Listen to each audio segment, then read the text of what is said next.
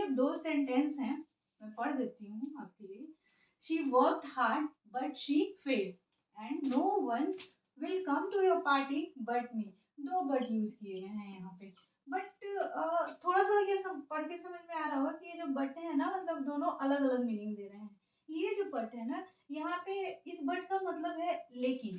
हिंदी अगर लिखा जाए इसको तो कितना बुरा लिखती हूँ मैं, लेकिन मतलब कि उसने बहुत मेहनत की, उसने हार्ड मेहनत करी लेकिन वो फेल हो गई, बट शी फेल।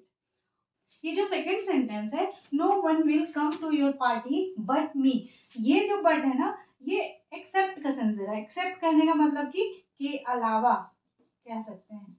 हिंदी में मतलब इस सेंटेंस का क्या मतलब है कि तुम्हारी पार्टी में मुझे छोड़कर कोई नहीं आएगा, एक्सेप्ट मी, मेरे अलावा कोई नहीं आएगा।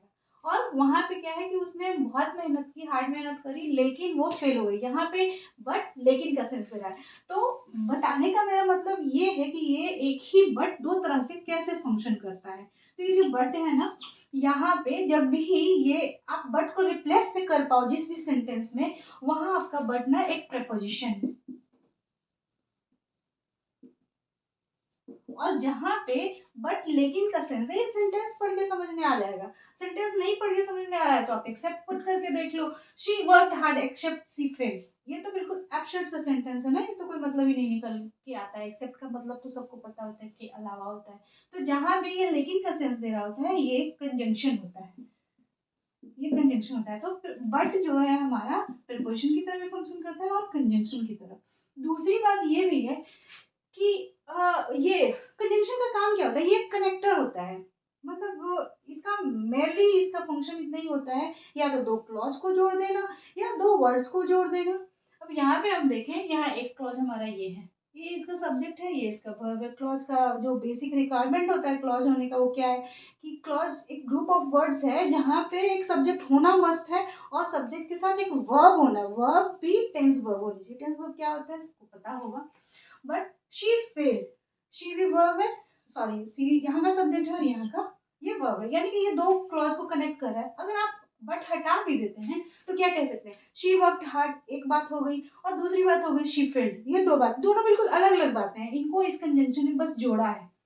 तो कंजंक्शन होने का एक प्रूफ ये भी होता है कि ये ना, इसको अगर हटा दें तो भी दो बातों का मतलब निकल के आता है। यहाँ बट हटा के देख लो, तुम्हारी मतलब no one will come to your party एक सेंटेंस, एंड दूसरा क्या बच गया, मी बच गया। मी का क्या मतलब है, मी तो कोई मतलब सेंस तो नहीं दे रहा ना, कोई मतलब उस बात का मतलब तो नहीं कुछ निकल के आ रहा ना, कोई बात ये नहीं है। तो इस तरह से भी ये एक प्रूफ है कि हाँ किस तरह से ये कंजंक्शन की तरह फंक्शन कर रहा है और यहाँ पे प्रिपोजिशन की तरह। अब एग्जाम में होता क्या है, एग्जाम में आपसे ये तो नहीं पूछेंगे ना कि बट आपका यहाँ कंजंक्शन है कि बट यहाँ पे प्रिपोजिशन है। एग्जाम में आपसे ये पूछेंगे, इस मी की जगह पे लिख के देंगे आपको आई, आप पढ़ोगे no one will come to your party but I, क्या गलत है, मतलब मैं नहीं आऊंगा, मतलब मैं ही आऊंगा और कोई नहीं आएगा। लेकिन यहीं पे ये जानने की जरूरत हो जाती है कि ये प्रपोजिशन है, ये कंजंक्शन नहीं है। क्योंकि प्रपोजिशन का एक बहुत ही जो बेसिक रूल होता है, जो कि प्रपोजिशन की नीड होती है कि जहां भी प्रपोजिशन है ना, वहां पे एक उसका ऑब्जेक्ट होना मस्ट है। प्रपोजिशन का काम ही होता है किसी चीज, किसी मतलब जिसको उसका ऑब्जेक्ट कर रहे हैं उसका सेंटेंस में बाकी जो वर्ड्स हैं उसका उससे रिश्ता बताना, उसका पोजीशन बताना, उसका टाइम बताना, उस चीज का तरीका बताना, ऐसा। तो प्रीपोजिशन है तो उसको ऑब्जेक्ट उसको चाहिए ही चाहिए। जैसे कि आपका कोई सेंटेंस है, वहां सब्जेक्ट है तो सब्जेक्ट होता है, वर्ब होता है। उसी तरह से ये और वर्ब है, अगर वर्ब है तो चलो ट्रांजिटिव इंट्रांजिटिव की बातें यहाँ पे नहीं करेंगे, बस आप यहाँ पे यही समझ लो कि प्रीपोजिशन है, प्रीपोजिशन को एक ऑब्जेक्ट मानता ही मानता है, उसको ऑब्जेक्ट होना ही चाहिए। तो अब यहाँ पे ये बट है तो बट के बाद अगर आई लिखा हुआ है तो आई आपको पता होगा कि केस आपने पढ़ा होगा कि आई जो होता है वो एक सब्जेक्टिव केस होता है। सब्जेक्टिव केस का ये प्रोनाउन होता है, ठीक है, ऑब्जेक्ट नाउन या प्रोनाउन होता है, बट ये सब्जेक्टिव केस का है। ऑब्जेक्टिव केस इसका मी होता है। तो यहाँ पे इसको करेक्ट करके आपको मी करना होगा। ये हो गई बात प्रीपोजिशन क्यों है ये और कंजंक्शन क्यों है ये। बट को लेके और कैसे एरर्स हो सकते हैं एग्जाम में, उसका ये दूसरा एग्जाम्पल है। ये सेंटेंस क्या है, nothing but chairs were there. आपको इसमें एरर आई सपोज कि नहीं दिख रहा होगा, बट ये सेंटेंस जो है ना ये रॉन्ग है। रॉन्ग यहाँ पे अब क्या है, रॉन्ग ये यहाँ का वर्ड है। कैसे, क्योंकि फर्स्ट थिंग तो ये है कि ये सेंटेंस से ये समझ में आना चाहिए कि ये बट यहाँ पे प्रपोजिशन है, क्योंकि यहाँ पे इसका मतलब लेकिन नहीं है। आप यहाँ लेकिन नहीं पुट कर सकते हैं, एक्सेप्ट पुट कर सकते हैं। नथिंग एक्सेप्ट चेयर्स, मतलब चेयर्स को छोड़ के कुछ भी वहां पे नहीं था। तो ये हमारा तय है कि ये एक प्रपोजिशन हो गया।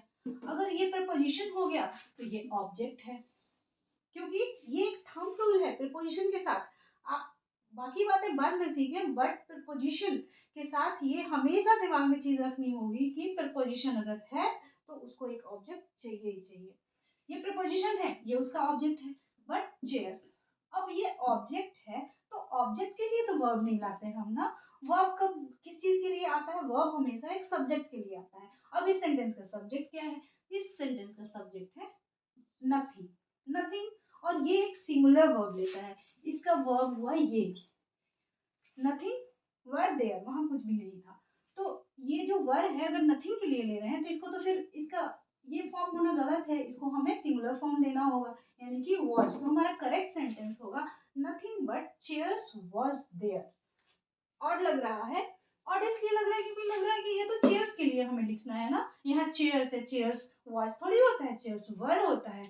लेकिन ये याद रखने वाली बात यही है कि चेयर्स यहाँ पे इस सेंटेंस का सब्जेक्ट नहीं है, इस सेंटेंस का सब्जेक्ट है नथिंग, चेयर्स तो इसका ऑब्जेक्ट है। हिंदी हमेशा हो नहीं पाती है कि आप हिंदी करके और एरर निकाल लें। बट चलो इस केस में देखते हैं, अगर आप ये कहें कि वहां पे कुर्सियों को छोड़कर कुछ भी नहीं था कहते हो ना, ये तो नहीं कहते कि वहां कुर्सियों को छोड़कर कुछ नहीं थे। तो इस तरह से भी मतलब ये समझने के लिए, ये याद रखने के लिए, बाकी ये अप्लाई करने की जरूरत कभी भी नहीं है, खासकर एग्जाम में तो कभी भी नहीं कि हम हिंदी करें and then error find out करें, ये हमेशा धोखा दे सकता है।